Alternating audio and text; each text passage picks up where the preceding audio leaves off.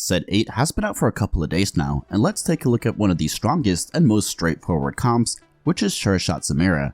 In this video, I'll teach you how to master this comp by going over the build, what items and augments to take, how to play the early, mid, and late game, and then I'll go into some in-depth positioning examples. This comp is quite flexible because we only have 4 units for the comp, which are Samira, Echo, Alistar, and a Sureshot unit which will be Aphelios. Samira is our main carry and Echo is our main tank. Aphelios and Alistar share the Ox-Force trait, and Aphelios gives Sureshot as well, while Alistar is a strong and flexible frontliner who also gives 2 aegis with Echo. After that, you can complete your comp in some different ways. The most common board is this, where we play Vi, Sejuani, Zac, and Leona to give us a very strong frontline, and this also gives us 4 aegis, which is a ton of magic resistance for our entire team. Leona can also help us take down super tanks like mechs because of how her ability works. There is another variation of this comp, which is this, where we play 4 Sureshots by adding in Sivir and Senna, and then we add in 3 civilians with Janna and Galio. Here we also get 2 mascots, but instead of Echo, we are playing Zac, and he will be our main tank if you use this version. With set 8 introducing hero augments, there are even more ways to change up your comp.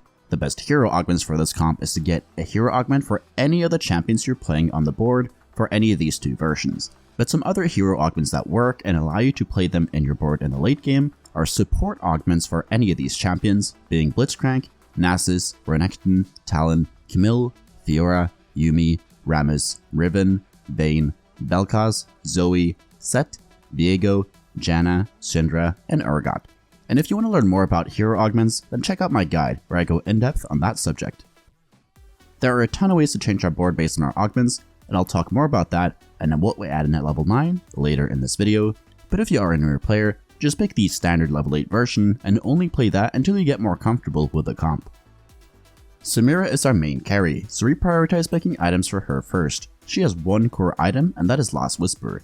Without this item, it's almost impossible to get through a strong frontline, and because she mostly deals damage to single targets, it's essential for her to get through the tanks so she can move into the enemy backline. The second item wants to be a damage item. This can be IE, Deathblade, Rageblade, Giant Slayer, or Guardbreaker.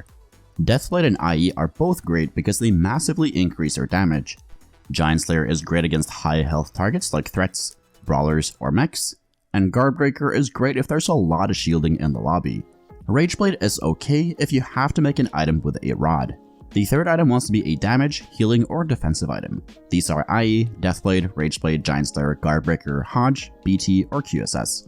If you have Last Whisper and IE, then the best third items are Hodge, Guardbreaker, or QSS, because with the crit changes, the combination of IE plus 2 crit items gives us 100% crit chance. After making items for Samira, you want to make items for your main tank, who will be either Echo or Zac depending on the board you choose to play. They can use any tank items, and here's a tier list of their best items. Because Zac's spell and his clone scales with HP, he uses items like Warmogs and Sunfire incredibly well. Echo uses Ionic Spark and Morello really well, but prioritize making actual tank items for him.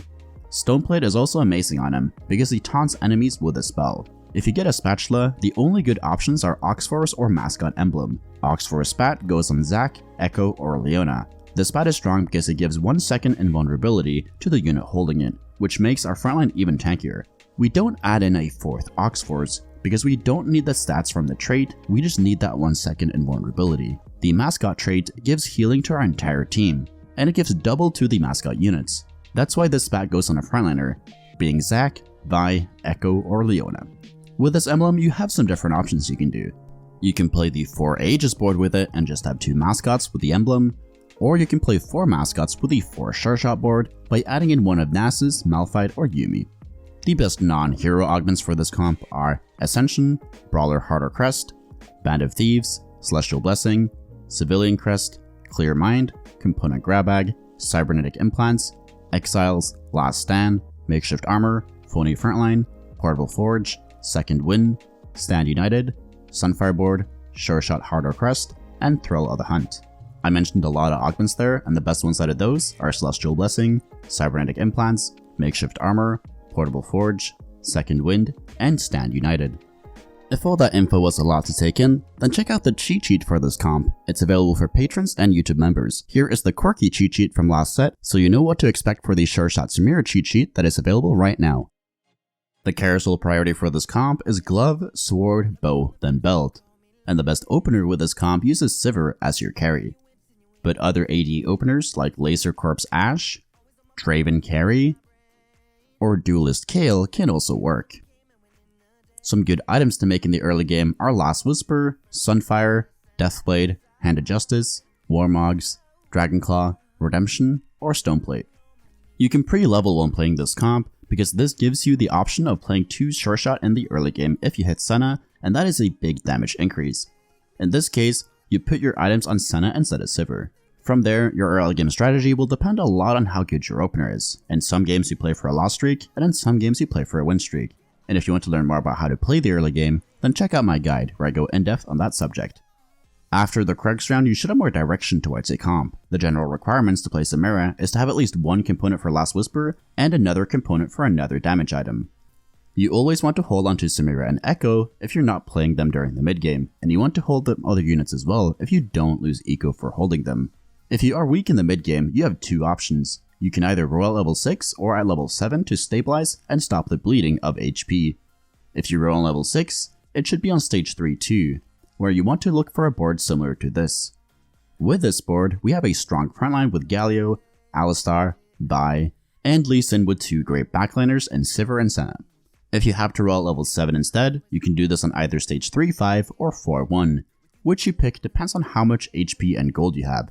When rerolling at level 7, you want to aim for a board like this, where you stabilize off of Samira and Echo 1-star. During the mid game, it's also important to scout. This is so we can see how many other people are playing Samira. This comp can support 2 to 3 players, so if you see more than that going for it, consider pivoting into another comp like Laser Corpse Said, Vayne Carry, or Belveth Carry.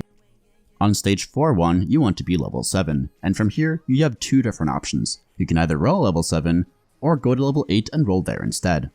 With this comp, it's much better to roll on level 8, because we have at least 2 forecast units that need to be 2-starred, and we also need legendary units like Aphelios and Leona.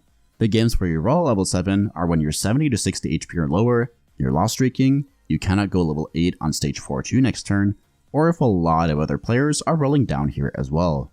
When rolling down at level 7 on 4-1, it's very similar to rolling down on 3-5.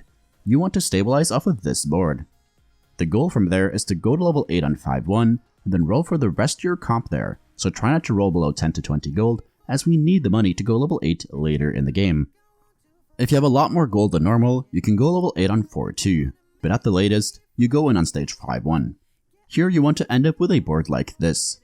Next to our 2 carries of Samira and Aphelios, we play 4 Aegis with Echo, Vi, Alistar, and Leona, so this board is really strong against AP damage comps.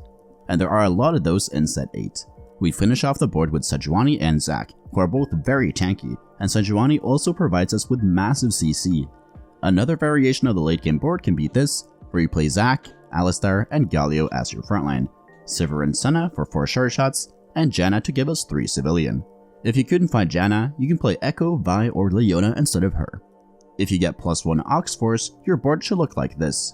We don't play for Ox Force, because the emblem gives us the most important effect of being invulnerable for 1 second at every rank of the trait, and the extra attack speed doesn't really do anything for us since Samira is not an Ox Force. The 4 mascot board looks like this. Most of the time you just add in Nunu as your 4th mascot, because he's just all around a strong unit. If you get a brawler emblem, you want to play this 4 brawler board. And this emblem goes on either Zac or Echo. With Sureshot emblem, you want to play a board like this, where you put the emblem on Urgot and have 4 Sureshot active.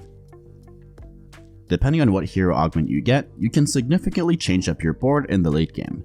If you get Ribbons or Seth's support augments, then you play those 2 together. That board would look like this. Here we drop down to 2 Sureshots to play Vi and Echo, who round out our synergies nicely. If you get a hero augment for a brawler, you remove Galio and Janna to play 2 brawler, and you always want to play Sejuani or Vi as your 2nd brawler depending on whether you need 2 Aegis or CC. Another variation is where you drop down to 2 Sureshots and play 4 brawler, but this is a lot weaker because we play Blitzcrank and Renekton, who are bad units in the late game. If you get Yuumi support augments, you want to remove Senna and Sivir, and you want to also play Nunu to get 4 mascots in. Nunu uses this hero augment really well. If you get a hero augment for a champion that is not on any of these boards and doesn't have any great synergies with any of the other units, then you usually remove Galio, Vi, or Leona for them. Here are a few examples where you can see that. If you don't have any items on Aphelios, you want to run Binding Eclipse. This spell gives our team the most CC and stalls the fight, but if you have items on him, you can pick between the AoE damage spell or the front to back damage spell. Once you hit your board at level 8, you have 2 options from there. The first one is to roll for Samira 3-star.